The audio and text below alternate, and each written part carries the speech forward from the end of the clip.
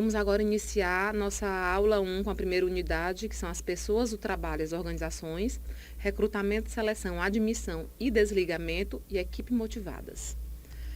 Nós sabemos que hoje, para nós trabalharmos, nós precisamos de motivação, nós precisamos estar inserido em algum ambiente. Nesses ambientes, nós vamos procurar, teoricamente, aquele que nós nos encaixamos melhor, que nós temos maior afinidade, atividade que nós temos mais de exercer. Mas, às vezes, o mercado está muito restrito, só tem uma vaga e as vagas são só para vendedor. Bom, eu vou tentar ser vendedor, preciso de emprego. Então, e aí? Como é que está o mercado? Eu vou me encaixar? Será que vale a pena eu exercer uma função que eu não tenha muita afinidade? Vamos avaliar. O trabalho insere as pessoas na sociedade. As pessoas procuram gostar de seu trabalho ou a procurar trabalhos que lhe tragam satisfação. Apesar de toda a evolução com relação ao trabalho, não basta trabalhar bem e cumprir as obrigações exigidas e esperar que essa atitude seja suficiente para as recompensas, aumento de salário, aumento de benefícios e reconhecimento profissional, sejam automáticas. Nós temos que a história do fazer por onde. Como é que nós fazemos por onde? Nós trabalhamos muito, nós fazemos hora extra, nós atingimos nossas metas, nós conseguimos trabalhar de acordo com as necessidades da empresa. E o que é que justifica um aumento? O que é que justifica uma visibilidade maior ou melhor na empresa? Um curso técnico, como vocês estão fazendo, aperfeiçoamentos, treinamentos, ter iniciativa, ter liderança, ter voz na empresa. Eu sei que é complicado nas empresas tradicionais, empresas familiares, que pouco nós somos ouvidos, mas vocês têm que tentar. A gestão de pessoas é isso. É tentar sempre desenvolver o seu melhor potencial para fazer com que a empresa cresça. Então, crescendo, você tem visibilidade. As organizações são constituídas por grupo de pessoas que se juntam de forma organizada para atingir objetivos comuns, e são as pessoas que agem e que tomam as decisões para que a empresa se torne produtiva e competitiva. Sem essas pessoas, nada acontece. Então, assim, de acordo com Chiavenato, organização, a história da administração, a organização era estrutura física, estática e limitada. A organização para vocês, naquela época, seria a estrutura física que vocês estão inserida, as 4 paredes, o ventilador, um quadro, um pincel. Então, essa era a organização a princípio. Depois nós observamos que a organização é algo mais complexo. É o modo de alcançar todos os objetivos da empresa. Que aí nós vimos as funções do administrador: planejamento, organização, direção, controle. São as funções básicas do administrador. Então, quando a gente fala que a tomada de decisão para atingir um objetivo comum, o que é a tomada de decisão? É quando você tem que decidir por 2 ou mais alternativas que são válidas para a organização e para você. Então, você vai fazer uma avaliação. Isso tem coerência? Ou não faz sentido? Vocês vão avaliar a história dos prós e os contras, minuciosamente. Lembrando que a competitividade cada vez mais alta, cada vez mais rápido nós passamos por mudanças, seja tecnológica, organizacional, em relação à gestão de pessoas. Então, nós vivemos a era da informação. E o que a era da informação nos faz? Com que nós tenhamos uma mudança mais rápida, mas talvez assim, com maior risco, vamos dizer, porque nós não sabemos o que pode acontecer, mas nós temos que trabalhar, nós temos que agir, nós temos que pensar, por mais difícil que possa acontecer. Da mesma forma que as empresas precisam ter missão, as pessoas também precisam ter claro os seus objetivos. Quando isso não ocorre, passam a ter ansiedade e se tornam desmotivadas. Napoleão Bonaparte sempre falou que quando ia invadir determinado território, ele explicava a todos os seus soldados, a todos os seus guerreiros, por que eles estavam invadindo determinado território, o que ele fazia com isso, que você compreenda onde você quer atingir, o que quer ser atingido. Se você sabe para onde quer ir, você consegue chegar. Se você disser, não, nós temos que ir nessa linha reta e nós vamos encontrar algo. Mas o que é esse algo? O que é essa linha reta? Será que é uma linha reta linear? Será que é uma linha reta que tem uma certa curvatura mais na frente? Então, nós não sabemos Quando nós temos definido o objetivo, olha, você vai trabalhar na empresa, você vai fazer X, Y, Z, você sabe o que você vai fazer. Você tem um treinamento, tem uma certa orientação. Quando você vai para a empresa, olha, você é para fazer de tudo um pouco. Sim, o que é um tudo um pouco? O que é que vocês fazem? Qual o objetivo da empresa? O que é que vocês esperam de mim? Então, tem que ser claro. Você tem que dizer, eu quero A, B e C, e eu não quero D, E e F. Tem que ser claro. As pessoas não são adivinhos. Cabe ao administrador procurar identificar esses objetivos e conciliar as metas das pessoas com as da organização às quais estão vinculadas. Sempre nós vamos ter uma oposição de interesses entre o patrão e o empregado. Então, nós temos que diminuir esse conflito. Como é que se diminui? O patrão vai dar sua contrapartida, que é os salários, benefícios, respeito ao funcionário e tal. E o funcionário vai zelar pela empresa, produzir, dando assim o resultado esperado pela empresa. Se nós não tivermos a união desses dois opostos, interesse patrão e empregado, nós não vamos conseguir chegar a um objetivo comum. Os recursos humanos. Antes de chamar a gestão de pessoas, ele era mais conhecido como recursos humanos. Essa nomenclatura ainda existe em algumas organizações. Ela não está sendo equivocadamente usada. Ela pode ser utilizada. O mais moderno é a gestão de pessoas.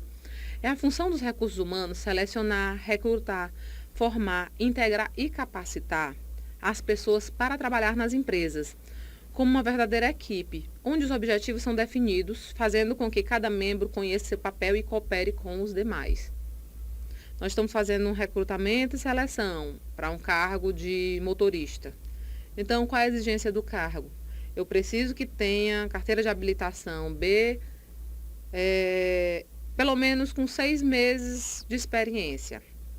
Aí eu vou receber vários currículos. Vamos dizer que eu receba 9 currículos. Dentre os 9 currículos, 2 tenham até 1 ano de experiência e os outros 7 vão ter acima de 3, 5 anos. Então, são pessoas mais experientes.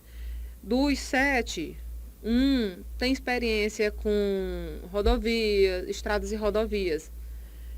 É uma pessoa mais experiente e tal.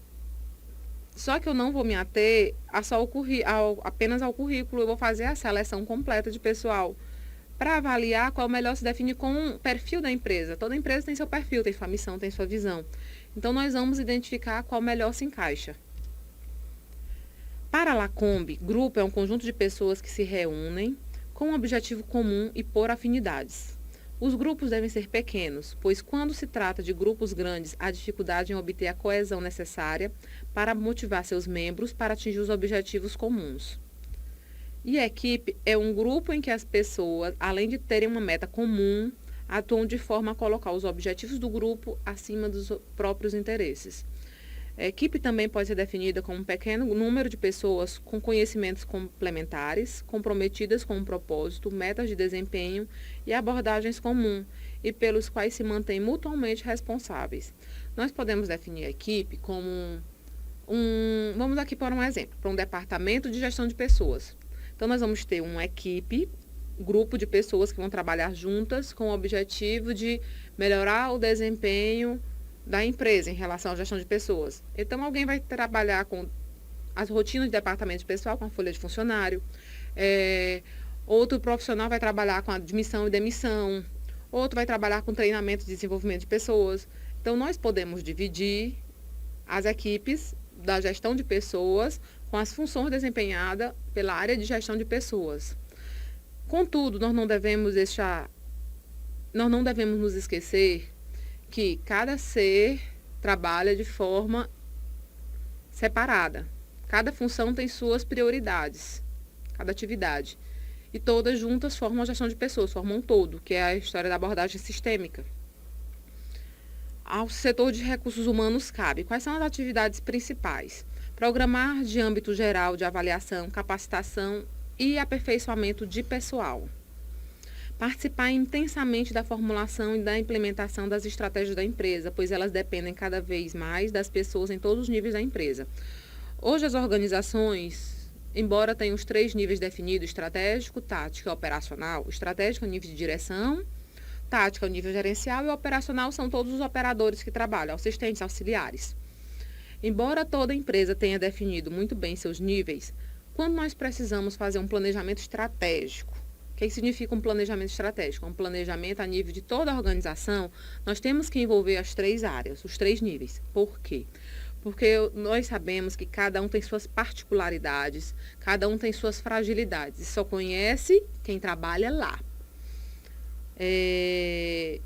Formar equipes com um objetivo é ter as pessoas certas nos lugares certos.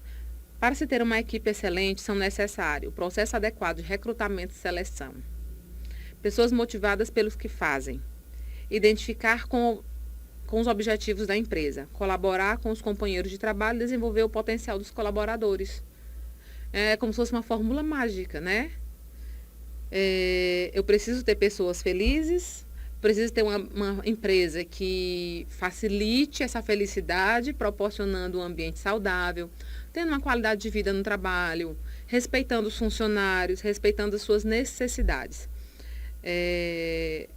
Tem um quadro agora que está passando no Fantástico, que é o dono da empresa, ele se infiltra na empresa como um funcionário simples do chão de fábrica, para identificar quem são os funcionários, quais são as suas características, qual é a fragilidade da sua empresa. E é bem interessante, porque a gente percebe claramente, explicitamente, que o dono da empresa não conhece a empresa. Se ele não viver o dia a dia da empresa, o que é viver o dia a dia? Não é ficar sentado no escritório, na cadeira, sem saber o que se passa e ouvindo o que os outros têm a dizer. É indo até lá, indo até o funcionário de chão de fábrica. O que está acontecendo? Como é que você trabalha? Mas sem opinião de terceiros. Ele ir livre, espontaneamente e verificar. Eu sei que é raro, eu sei que é difícil, eu sei que os donos das empresas, muitos deles, estão pouco preocupados com isso. Mas já nas grandes empresas, essa é a preocupação mais recorrente. Por quê? Porque se minha empresa está bem, quem é meu primeiro cliente? É meu funcionário. Se meu funcionário está feliz, ele vai produzir mais, vai falar bem da minha empresa. Se eu tenho um funcionário desmotivado, um funcionário que não representa a minha empresa, como é que eu vou vender aquele produto? Que garantia eu vou dar que aquele produto tenha qualidade? Não tenho nenhuma. Então, assim, é um risco que, pessoalmente, eu acho que não vale a pena correr. Qual o problema de interagir com os funcionários? Medo? Medo de pedir aumento? Medo de... Não, tem que encarar o que acontece dentro da empresa. Você tem que saber o que acontece.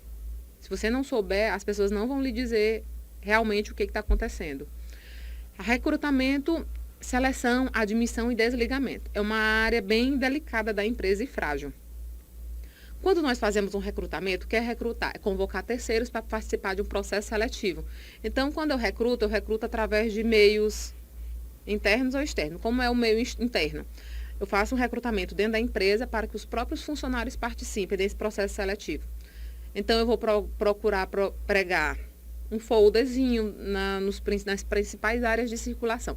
O funcionário que se enquadrar vai mandar provavelmente um e-mail informando que quer participar daquele processo seletivo. Ótimo, então esse é o recrutamento interno. O recrutamento externo se dá da seguinte forma: se dá por outdoors, folder, jornal de grande circulação, revista especializada como o Exame Você S.A. Nós encontramos também as empresas Cato Online, CRH, o próprio CAA, agência de emprego ou de estágio, que também algumas têm seleção de emprego. Então, o recrutamento é convocar alguém fora da organização ao recrutamento externo, para participar do processo. Então, como geralmente é feito? Nós vamos mandar a mensagem que tem a disponibilidade de determinada vaga. Então, os interessados vão mandar um e-mail, provavelmente com o currículo ou com a informação de que querem participar da seleção. Vai ser avaliado se ele se enquadra no perfil e, mediante essa análise do currículo, vitae, nós vamos encaixá-los para participar do processo seletivo.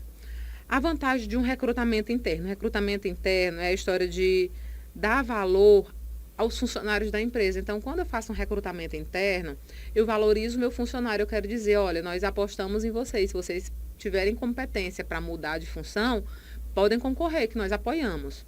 O recrutamento externo é a história do sangue novo. Eu vou procurar alguém fora da organização para trazer novidades para ela. E pode também ter o recrutamento misto, que eu vou envolver as duas áreas, tanto o interno quanto o externo. os dois são válidos. E lembrando que é apenas um processo que termina após o período de experiência do funcionário, tá? A seleção é a segunda etapa do processo. E, em geral, o departamento de RH faz a triagem e a seleção preliminar. E a escolha final, a história do bater o martelo, é a futura chefia.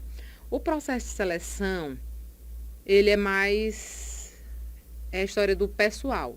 Então, eu já tenho todos os currículos, eu vou analisar quais currículos se encaixam para participar dos processos, que podem ser diversos, que nós vamos ver um pouco mais adiante. A seleção contempla o conjunto de práticas e processos usados para escolher, dentre os candidatos disponíveis, aquele que parece ser o mais adequado para a vaga existente. Então, esse processo seletivo, que também se dá a seleção interna, a seleção externa, a seleção mista. A seleção interna, a partir do recrutamento interno, eu vou pegar os currículos dos funcionários que têm a disponibilidade de concorrer com a vaga. Vamos dizer que eu tenho uma vaga para gerente de vendas. Então, os vendedores que tiverem interesse, ou supervisores, vão se candidatar. A partir daí, nós vamos fazer a avaliação individual de cada um deles, analisar a produtividade, qual o resultado que dá a empresa, qual a resposta que a empresa tem em relação a esses funcionários, nós vamos avaliar se eles têm o perfil para participarem da seleção. Tendo o perfil, eles vão fazer parte da seleção interna de funcionários. Em seguida, nós vamos ter a outra opção, que é a seleção externa. A seleção externa, nós vamos ter, a partir do processo de recrutamento externo, um grupo de pessoas que vão ter interesse em participar do processo seletivo. E nós vamos avaliar da mesma forma qual deles se encaixa no perfil da empresa. Nós temos algum método de seleção. A entrevista, informação de pessoas confiáveis, a história do QI, quem indica, né, a indicação. Só que a indicação tem que ser utilizada apenas como uma referência, não como uma definição da vaga, porque isso é uma forma de... Não sei se chega a ser uma discriminação, mas não é a forma mais legal, porque você exclui as outras pessoas que têm tanto quanto ou mais potencial para aquela vaga. Então, vamos ser justos com todos. Nós temos testes técnico-profissionais, nós podemos pedir uma prova prática. Simule a venda de um determinado produto, para saber a locução verbal, para saber a oratória, para conhecer a forma de comunicação, a segurança das palavras. Nós podemos fazer dinâmicas de grupo para saber a interação do candidato com a vaga, com a empresa. Exame médico no final, né? Os processos de admissão, os documentos exigidos na admissão continuam. Certidão de nascimento, casamento, CPF, todos cópias. Certidão de filhos menores de 14 anos, certidão militar, em caso de homens. Conta de luz ou telefone para endereço, comprovante de endereço, atestado de escolaridade, título de eleitor com a última votação, carteira profissional, o PIS, o atestado e as 3 fotos 3x4. Continua sendo o mesmo procedimento. O desligamento é o último item da saída da empresa. É a parte mais frágil, porque se dá sobre duas formas. Ou você pede demissão, que você, por livre e espontânea vontade, sente necessidade de sair dessa empresa para ir para outra ou para resolver algum problema pessoal. Então, você pede demissão. Ou você é demitido, que é a parte mais delicada. Nós estamos agora em 2016, passando por muitas mudanças. Do ano de 2015, houveram milhares de demissões no Brasil por essa crise que nós estamos vivendo, que alguns dizem que é crise, outros dizem que não é crise. Mas, independente do que seja, muitas demissões estão acontecendo. E esse desligamento faz com que a empresa passe por alguns momentos complicados, porque para eu demitir, eu tenho que pagar todas as verbas rescisórias. Então, é um ônus muito alto que eu vou pagar. Sem contar que, para o Brasil, é pior ainda, porque eu vou ter famílias desempregadas, passando necessidade, porque, embora tenha os auxílios e tal, mas são limitados, tem um determinado período de tempo. Então, assim, a empresa deve estabelecer os critérios claros para a demissão de funcionário, até para evitar comentários paralelos. Eu estou sendo perseguido, eu estou sendo injustiçado. Tem que definir os critérios. Até para não sacrificar bons profissionais. Equipes motivadas. Afirma a Lacombe que todo administrador é responsável direto pelos resultados de sua equipe. E a melhor maneira de obter esses resultados é com comprometê-las com as metas, objetivando o que é que nós vamos atingir, o que é que nós vamos produzir, os desafios da empresa. As equipes devem ser formadas e, quando necessário, renovadas em função dos planos estratégicos para atender o mercado. Na verdade, eu acredito que, ao invés de você trocar a equipe de trabalho, treine sua equipe primeiro. Treinar, orientar, porque achar um grupo coeso não é tão simples assim. Então, eu sou da escola que é melhor preservar o que você tem do que trocar. Agora, se o funcionário realmente não quiser produzir, que ele não quiser, não atenda mais os objetivos da empresa e seja de forma clara, perceptível, aí tá, vamos desligar o funcionário, fazer um processo de recrutamento, seleção e treinar esse novo funcionário. Porque assim nós vamos conseguir ter um melhor resultado dentro da organização. Obrigado.